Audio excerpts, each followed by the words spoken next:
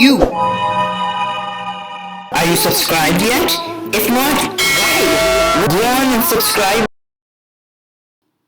Hello guys, welcome back to another video, and with the recent update of Hyperint changing the fascism ideology just a little bit, I decided now would be a good time to upload an updated version of an ideology guide.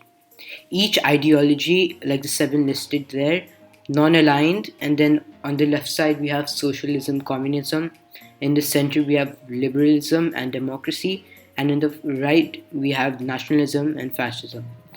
I decided to make an ideology guide with the new players joining in. It would be nice to help each player learn what play style suits them the best in public servers, VIPs, it doesn't matter. And let's get right into it.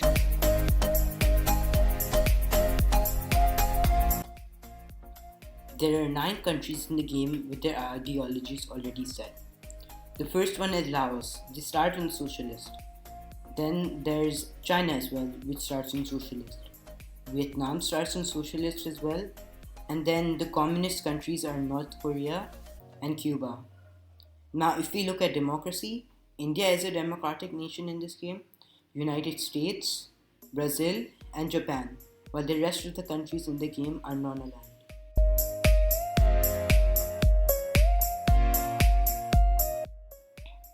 The first ideology for most countries is non-aligned. This ideology has no benefits or disadvantages, but it does have a really good policy called the Neutrality Act. It increases your tax income by 24%, your stability by 24%, your justification time also increases by 300%, but your resistance increases by 100% as well. This ideology is great for people who just like sitting. Let's say you're Switzerland, you should pick this ideology as you won't really be invading other countries, but it'll make your resistance higher. This means if someone tries to take one of your cities, it'll be much harder for them to do so, and as this gives you more base stability and income, you would likely to beat them in a defensive war.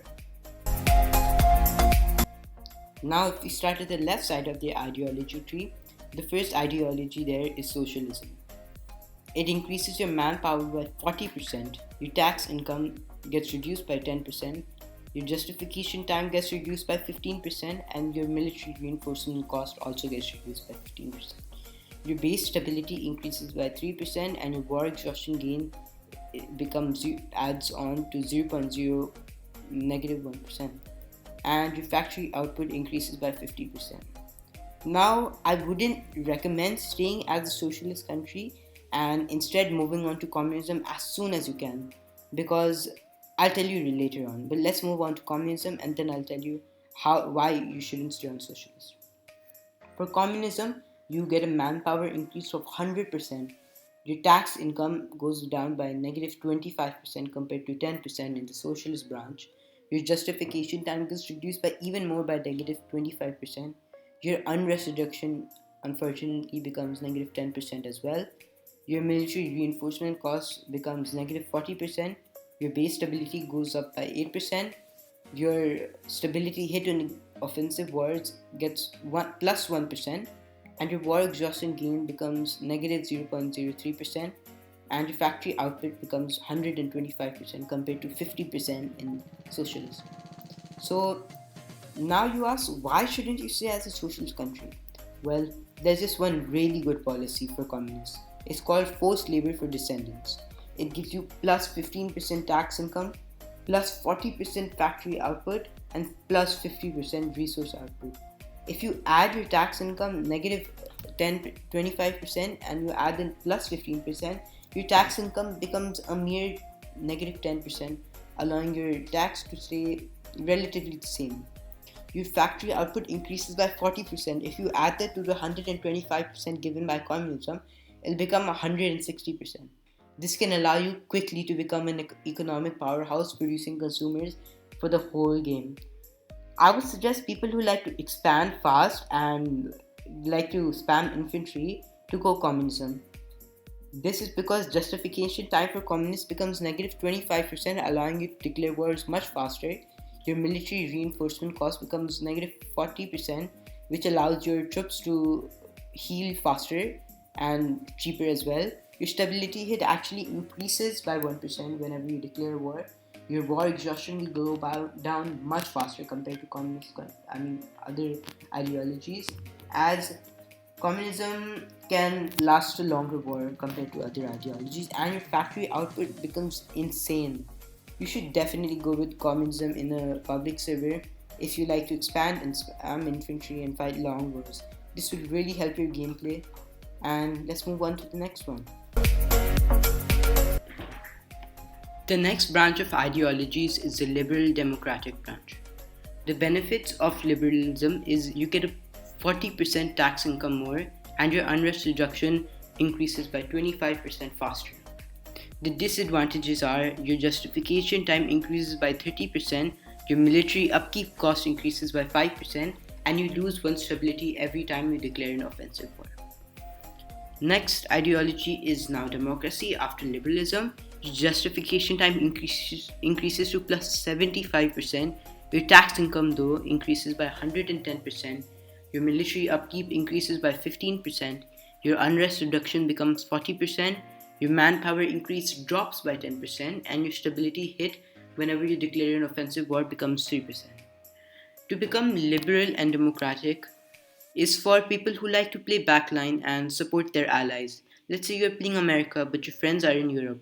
You would ideally want to stay as a democratic nation, as you can help your allies gain lots of money. This ideology works well for backlines and money funders if you like to fund proxy wars across the world. It has one policy and is called tax reform. Only democratic nations can have it, and I highly suggest you get this if you're working towards democracy. It increases your tax income by another 25%. So your total tax income increase compared to a nation with non-aligned or no buffs will be 135%. You can take many other policies to increase your tax income as well if you're playing a backline, but this is the best one and the cheapest one as well. So now if you go to the right side of the ideology branch, the first ideology is nationalism. I really like this ideology because it doesn't have any disadvantages and only benefits. You gain 15% extra manpower, your military upkeep drops by 25%, your justification time also drops by 25%, your base stability increases by 5%, and you gain one stability point each time you declare an offensive war. The next in line is fascism. Your justification time drops by 50%, your manpower increase becomes 35%, your military upkeep becomes negative 60%, your tax income also drops by 10%, and your unrest reduction also drops by 20%. Your base stability increases by 12%, and you gain 2 stability points each time you declare war. Now with this new update, there's another buff to fascism as well. You can declare 3 wars, you can start justifying on 3 countries rather than 2, which is for every other ideology. I really love fascism because I can have millions of troops with really small upkeep, which allows me to declare wars much faster, especially with the 50% negative justification time. I can declare war in 30 to 40 days on 3 different countries. It allows you to expand really fast. The only problem is if you declare wars really fast, your war exhaustion and stability will increase and drop by a lot. So you should keep an eye on that as well while playing as a fascist country and expanding. Fascism also gets its own ideology. It's called Expulsion Act. Your unrest reduction becomes negative 65%, and your integration speed increases by plus 50%. This is really nice if you're expanding fast because you want your integration speed to be as high as possible.